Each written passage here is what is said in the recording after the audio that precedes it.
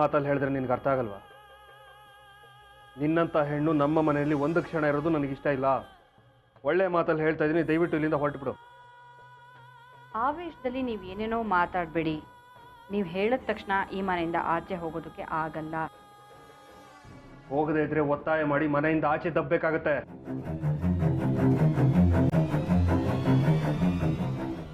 ಹೌದಾ? ಅಲ್ಲ, ಏನೋ ನೀವು ಮುಂಚೆ ಸಂಸಾರ ತುಂಬ ಚೆನ್ನಾಗಿದ್ದು ನಾನು ಬಂದಮೇಲೆ ನಿಮ್ಮ ಸಂಸಾರ ಹಾಳಾಗಿರೋ ಥರ ಮಾತಾಡ್ತಿರಲ್ಲ. ಹಳೆದೆಲ್ಲ ಸ್ವಲ್ಪ ಯೋಚನೆ ಮಾಡಿ. ಆದಿಗೆ ಪುನರ್ವಿವಾಹ ಇಷ್ಟನೇ ಇರಲಿಲ್ಲ. ಅವನು ಯಾವತ್ತೂ ನಿಮ್ಮನ್ನ ತಂದೆ ಅಂತ ಅಕ್ಸೆಪ್ಟ್ ಮಾಡ್ಕೊಂಡೇ ಇರಲಿಲ್ಲ. ಚಿಕ್ಕ ವಯಸ್ಸಿನೂ ಅವನು ನಿಮ್ಮನ್ನು ಕಂಡ್ರೆ ಆಗ್ತಿರ್ಲಿಲ್ಲ. ಆರ್ತಿಯರೋ ಅಷ್ಟೇ, ನೆಪಕ್ಕೆ ನಿಮ್ಮನ್ನ ಮದುವೆ ಆಗಿ ಬಂದರು ಅಷ್ಟೇ. ಒಂದಿನಾದ್ರೂ ಗಂಡ ಅಂತ ನಿಮಗೆ ಗೌರವ ಕೊಟ್ಟು ಪ್ರೀತಿಯಿಂದ ನೋಡ್ಕೊಂಡಿದ್ದಾರ? ಆದಿ ಮಾತ್ರ ಮುಖ್ಯ. ಪ್ರತಿಯೊಂದಕ್ಕೂ ಅವನ ಪರವಾಗೆ ನಿಲ್ತಿದ್ರು. ಪಾಪ ಆರ್ಯ ಮತ್ತೆ ಸಾಕ್ಷಿ ಅಮ್ಮನ ಪ್ರೀತಿ ಕಾಣಲೇ ಇಲ್ಲ. ಅದೆಲ್ಲ ನಂಗೆ ಎಷ್ಟು ನೋವಾಗಿದೆ ಗೊತ್ತಾ? ಆ ವಿಚಾರಕ್ಕೆ ನೀವು ಕೊರಗಿದ್ರಿ. ನೀವು ಕೊರಗೋದು ನನ್ನಿಂದ ನೋಡೋಕ್ಕಾಗಲ್ಲ. ಅದಕ್ಕೆ ಅಂಥವ್ರು ಈ ಮನೇಲಿ ಇರಬಾರ್ದು ಅಂತ ಅವ್ರನ್ನ ಆಚೆ ಹಾಕೋದಕ್ಕೆ ಈ ಪ್ಲಾನ್ ಮಾಡಿದೆ. ಮತ್ತೆ ಮತ್ತೆ ಸುಳ್ಳು ಹೇಳಿ ನನ್ನನ್ನು ನಂಬಿಸೋ ಪ್ರಯತ್ನ ಮಾಡಬೇಡ. ನೀನಿಲ್ಲಿ ಇರೋದು ನನಗಿಷ್ಟ ಇಲ್ಲ ಅಷ್ಟೇ. ನಾನು ಈ ಮನೆಗೋಸ್ಕರ ದುಡ್ದಿದ್ದೀನಿ. ನನಗೂ ಹಕ್ಕಿದೆ. ಹಕ್ಕಿನ ಬಗ್ಗೆ ಮಾತಾಡ್ತೀಯ?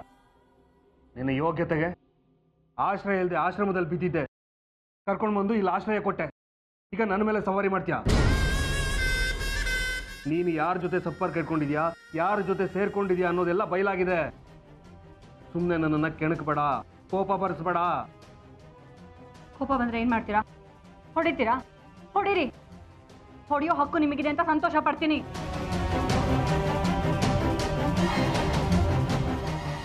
ಅರ್ಥ ಮಾಡ್ಕೊಳ್ಳಿ ಸೂರ್ಯ ಅವರೇ, ಇಷ್ಟು ವರ್ಷ ಈ ಮನೆಗೋಸ್ಕರ ದುಡ್ದಿದ್ದೀನಿ. ಇನ್ನು ಒಂದೇ ಒಂದ್ಸತಿ ಅವಕಾಶ ಕೊಡಿ, ಮತ್ತೆ ಯಾವತ್ತೂ ಇಂಥ ಕೆಲಸ ಮಾಡಲ್ಲ. ಹೋಗಿ ಎಲ್ಲರ ಮುಂದೆ ಬೇಕಾದ್ರೆ ನಾನು ಮಾಡಿದ ತಪ್ಪಾಯ್ತು ಅಂತ ಒಪ್ಕೋತೀನಿ. ಇನ್ನು ಒಂದ್ಸಲ ಇಲ್ಲಿರೋದಕ್ಕೆ ಅವಕಾಶ ಮಾಡಿಕೊಡಿ ಪ್ಲೀಸ್. ಇದೆಲ್ಲ ನನಗಿಷ್ಟ ಆಗಲ್ಲ. ನೋಡು, ಇವತ್ತು ಒಂದು ದಿನ ಟೈಮ್ ಕೊಡ್ತೀನಿ. ನಾಳೆ ಬೆಳಿಗ್ಗೆ ನಾನು ಹೇಳುವಷ್ಟರಲ್ಲಿ ನೀನು ಇಲ್ಲಿಂದ ಜಾಗ ಖಾಲಿ ಮಾಡಿರ್ಬೇಕು. ಗೊತ್ತಾಯ್ತಾ?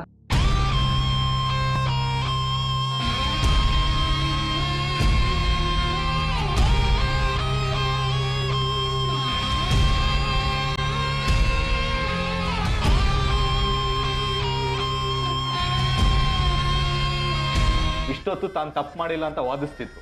ಈಗ ತಪ್ಪು ಮಾಡಿರೋದಕ್ಕೆ ಕಾರಣ ಬೇರೆ ಕೊಡ್ತಾ ಇದ್ದಾನೆ. ಅವಳು ನೇರವಾಗಿ ನನ್ನ ಟಾರ್ಗೆಟ್ ಮಾಡಿದ್ದಾಳೆ. ಇಷ್ಟು ದಿನ ಈ ಮನೇಲಿ ನಡೆದಿರೋ ಅನಾಹುತಗಳಿಗೆಲ್ಲ ಅವಳೇ ಕಾರಣ ಅನ್ನೋದನ್ನ ಮರ್ತಿದ್ದಾಳೆ. ಈ ಮಾತುಗಳನ್ನ ನನ್ನ ಮುಂದೆ ಆಡಿದಿದ್ರೆ ತಕ್ಕ ಉತ್ತರ ಕೊಡ್ತಾ ಇದ್ದೆ. ಆ ಕೆಲಸ ನಾನ್ ಮಾಡ್ತೀನಮ್ಮ. ಅವಳೇ ಮನೆಯಿಂದ ತೊಲಗಲ್ವೋ ನಾನು ನೋಡ್ತೀನಿ. ಆದಿತ್ಯ, ಒಂದು ನಿಮಿಷ. ಇಷ್ಟೆಲ್ಲ ಮಾತಾಡಿದಾರೆ ಅಂದ್ಮೇಲೆ ಅವ್ರು ಒಂದ್ ಕ್ಷಣ ಮನೇಲಿ ಇರಬಾರ್ದು. ಬಾ ನಿಂತ್ಕೊಳ್ರೋ. ಅವಳು ಯೋಗ್ಯತೆ ಅನ್ನೋದು ನಿಮ್ಗೆ ಗೊತ್ತಿಲ್ವಾ? ಅವಳ ಮಟ್ಟಕ್ಕೆ ನೀವು ಎಳಿತಾ ಇದ್ದೀರಲ್ಲ. ಯಾರು ಹೋಗೋದು ಬೇಕಾಗಿಲ್ಲ. ಒಂದಿನ ಕಾಲಾವಕಾಶ ಕೇಳಿದಾಳ್ತಾನೆ, ಕೊಡೋಣ. ಇಷ್ಟು ದಿನ ಅವಳು ಸಹಿಸ್ಕೊಂಡಿದ್ದೀವಂತೆ, ಒಂದಿನ ಯಾವ ಲೆಕ್ಕ? ಅವಳು ಮಾತು ಕೇಳಿಲ್ಲ ಅಂದ್ರೆ ಅವಳು ಮೀಡಿಯಾಕ್ಕೆ ಹೋಗ್ತಾಳಂತೆ.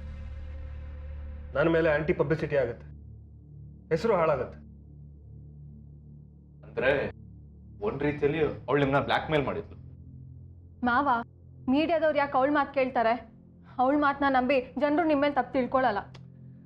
ಅವಳನ್ನ ಸುಲಭವಾಗಿ ತಗೊಳಕ್ಕಾಗಲ್ಲ. ಚಿದಂಬರಂ ಸಪೋರ್ಟ್ ಇದೆ ಅವಳಿಗೆ. ನಿರೋಷ, ಮಾವ ಹೇಳ್ತಿರೋದು ಕರೆಕ್ಟು. ಇವಳಿಗೆ ಆ ಚಿದಂಬರಂ ಸಪೋರ್ಟ್ ಜಾಸ್ತಿ ಇದೆ. ನಾವು ಈಗಲೇ ಇವಳನ್ನ ಆಚೆ ಹಾಕಿ ಗಲಾಟೆ ದೊಡ್ಡದು ಮಾಡ್ಕೊಳ್ಳೋದು ಬೇಡ. ಆ ಚಿದಂಬರಂ ಹತ್ರ ನಾಳೆ ಮಾತಾಡ್ತೀನಿ ನಾನು.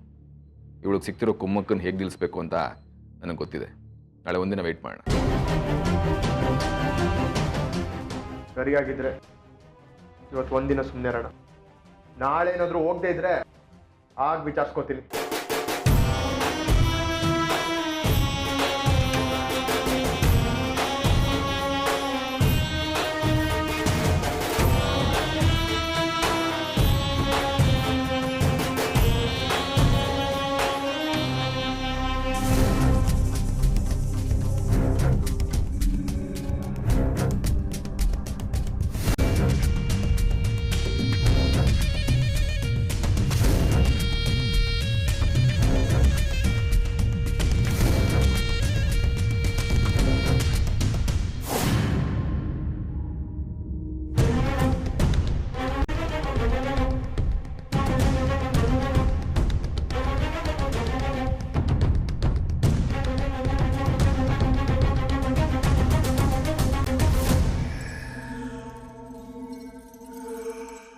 ನೋಡಿದ್ರೆ ಏನನ್ಸತ್ ಗೊತ್ತಾ? ನಾಲ್ಕು ಬಾರ್ಸ್ಬೇಕನ್ಸುತ್ತೆ. ನಿರೋಷ, ಯಾಕೆ ಇಷ್ಟೊಂದು ಕೋಪ ಮಾಡ್ಕೊಂಡಿದ್ಯಾ? ತುಂಬಾ ಚೆನ್ನಾಗಿ ನಾಟಕ ಆಡ್ಬಿಟ್ರಿ. ನನ್ನ ಹೆಸರು ಬಳಸ್ಕೊಂಡು ಶ್ರೀಕಾಂತ್ ನಾಯಕ್ ಕರ್ಸ್ಬೇಕಾಗಿತ್ತು. ಯಾಕೆ ಧೈರ್ಯ ಇಲ್ವಾ? ಮೋಸ ಕಪಟ ಮಾಡ್ಬೇಕಾರೆ ನಿಮ್ಮ ಹೆಸರು ಬಳಸ್ಕೊಂಡೆ ಮಾಡ್ಬೇಕಾಗಿತ್ತು.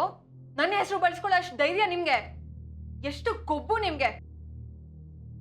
ಬಾಯಿಗೆ ಬಂದಂಗೆಲ್ಲ ಮಾತಾಡ್ಬೇಡ. ನನ್ನ ಬಗ್ಗೆ ನಿನಗಿನ್ನೂ ಗೊತ್ತಿಲ್ಲ. ನಿಮ್ ಬಗ್ಗೆ ತಿಳ್ಕೊಳ್ಳೋ ಅವಶ್ಯಕತೆ ನನ್ಗಿಲ್ಲ. ಎಲ್ರು ನಿಮ್ ಮನೆಯಿಂದ ಹೊರಗಾಕಿ ತಾವು ಮಹಾರಾಣಿ ತರ ಮೆರಿಬೇಕಂತ ಆಸೆ ಅಲ್ವಾ? ಈಗ ನೀವೇ ಈ ಮನೆಯಿಂದ ಹೊರಗೆ ಹೋಗ್ತಿದ್ದೀರಾ. ಈ ಮನೇಲಿ ನಿಮ್ ಕೌಂಟ್ ಡೌನ್ ಸ್ಟಾರ್ಟ್ ಆಯ್ತು.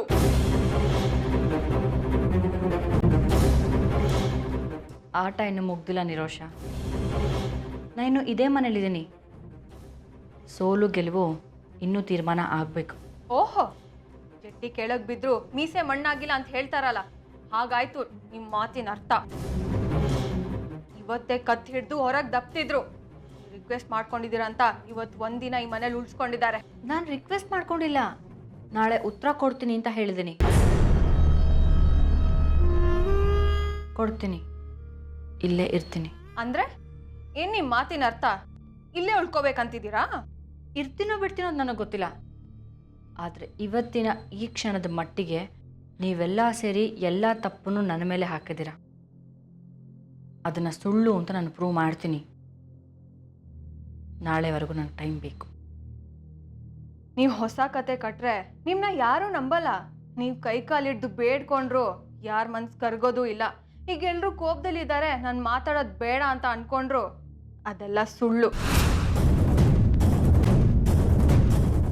ಎಲ್ರೂ ಮನ್ಸಲ್ಲಿ ನಿಮ್ನ ಈ ಮನೆಯಿಂದ ಹೊರಗಡೆ ಕಳಿಸ್ಬೇಕಂತಾನೆ ಇರೋದು. ಅಕಸ್ಮಾತ್ ನೀವು ಮನೆಯಿಂದ ಹೋಗ್ಲಿಲ್ಲ ಅನ್ಕೊಳ್ಳಿ, ನಾನು ಅತ್ತೆ ಈ ಮನೇಲಿ ಇರೋದಿಲ್ಲ ಅಂತ ಸೂರ್ಯ ಮಾವ ಹತ್ರ ಹೋಗಿ ಹೇಳ್ತೀವಿ. ಆ ಕಾರಣಕ್ಕೋಸ್ಕರ ಆದ್ರೂ ಸೂರ್ಯ ಮಾವ ನಿಮ್ನ ಈ ಮನೇಲಿ ಒಂದು ಕ್ಷಣ ಇರಕ್ಕೂ ಬಿಡಲ್ಲ.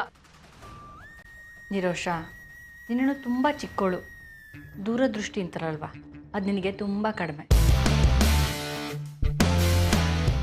ನಾನು ಈ ಮನೆಗೆ ಬಂದಿದ್ದ ಉದ್ದೇಶನೇ ಬೇರೆ, ನನ್ನ ಗುರಿನೇ ಬೇರೆ.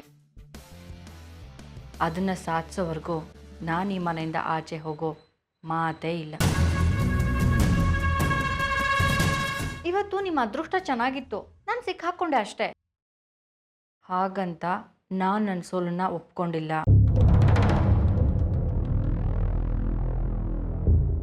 ನನ್ನಲ್ಲಿ ಇನ್ನೂ ಬೇಕಾದಷ್ಟು ಐಡಿಯಾಗಳಿದೆ ನಿರೋಷ. ಇಷ್ಟಕ್ಕೆ ಮುಗೀತು ಅಂತ ಅನ್ಕೋಬೇಡ. ನೋಡ್ತಿರು ಇನ್ನು ಮುಂದೆ ನಿಮ್ಮನ್ನು ಹೇಗೆ ಆಟ ಆಡಿಸ್ತೀನಿ ಅಂತ. ಸುಮ್ಮನೆ ಹೆದರ್ಸ್ಬೇಡಿ, ನಿಮ್ಮ ತಾಳಕ್ಕೆ ಕುಣಿಯೋಕ್ಕೆ ಇಲ್ಲಿ ಯಾರೂ ಇಲ್ಲ. ಆದರೆ ಯಾರಿಗೂ ಗೊತ್ತಿಲ್ಲರೋ ಸತ್ಯ ಹೊರಗೆ ಬಂತು ಅಂದರೆ ಎಲ್ಲರೂ ತಲೆ ತಗ್ಗಿಸ್ಲೇಬೇಕು. ಆ ಸಮಯ ನಾಳೆ ಬರುತ್ತೆ. ಯಾವ್ದಾರ ಗುಟ್ಟು ರಟ್ ಮಾಡ್ಬೇಕಂತಿದ್ದೀರಾ ಅಥವಾ ಇನ್ನೊಂದು ಸುಳ್ಳು ಕತೆ ಕಟ್ಟಿ ಎಲ್ಲರೂ ಮೋಸ ಮಾಡ್ಬೇಕಂತಿದ್ದೀರಾ? ಹೇಳಿದ್ನಲ್ಲ ನಾಳೆ ಎಲ್ಲ ವಿಷಯ ಗೊತ್ತಾಗತ್ತೆ ಅಂತ. ನಿರೋಷ, ನೀನು ಚಿಕ್ಕ ಹುಡುಗಿ. ನೀನು ಹುಟ್ಟೋದಕ್ಕೂ ಮುಂಚೆಯಿಂದನೇ ನಂಗೆ ಸೂರ್ಯ ಅವ್ರಿಗೆ ಗೊತ್ತು. ಹಾಗಂತ ಇವ್ರನ್ನ ಹೊರಗಡೆ ಕಳಿಸಿದ್ರೆ ಕಾನೂನು ದೃಷ್ಟಿಲಿ ನೀವೆಲ್ಲ ಅಪರಾಧಿಗಳಾಗ್ತೀರಾ. ಇವಳಿಗೆ ಆಶ್ರಯ ಕೊಟ್ಟಿದ್ದು ನಾನೇ. ನನಗೆ ಇವ್ರನ್ನ ಮನೆಯಿಂದ ಆಚೆ ಹಾಕೋ ಹಕ್ಕಿರಲ್ವಾ? ಹಕ್ಕಿನ ಬಗ್ಗೆ ಆಮೇಲೆ ಮಾತನಾಡೋಣ.